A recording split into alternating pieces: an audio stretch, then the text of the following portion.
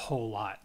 So one of the things that we want to do is we want to check and test the integrity of a file, right? We want to make sure that it's pretty well good to go. So we're going to check the integrity of our get help file. So we're going to go and we're going to go clear everything else we got on the screen. All right, so clear. Now we want to go get help, and then we want to get the file hash, right, for whatever file we want to check. So we're going to check examples in this version of it, right? We're going to get help, we're going to get the file hash, and we're going to check the file examples.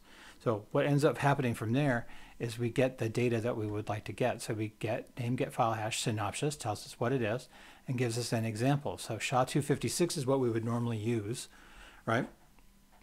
And kind of gives us an example of this, and then kind of gives you a hash value, and then tells you where the path of that file was.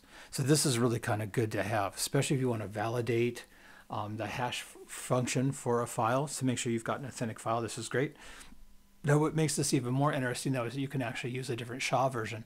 You can use 384, where most of us use 256, right? That's pretty much a universal standard. It's interesting, you'll get some other ones that have a bigger thing. So you can compute the value using a different SHA value for a different hash value, depending on what you've got.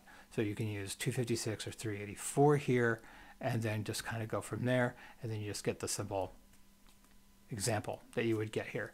So most of us are going to use 256, but again, it's just a kind of a neat way of checking to see, how would you check the integrity of a file to make sure it's actually the file that you really were done. So when you're all done, you can hit clear, and you can clear the screen. But remember that up arrow trick, right? You can actually go through and make sure of all the things you've got. Up arrow, down arrow will flip you through all the last set of commands that you did. And then if you did a typo, great. If you didn't, go back and rerun it.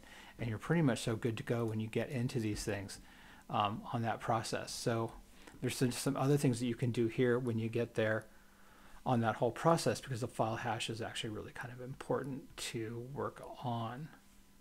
So neat stuff on how this works. Cool stuff. I actually really like this. Okay, I will see you in the next one.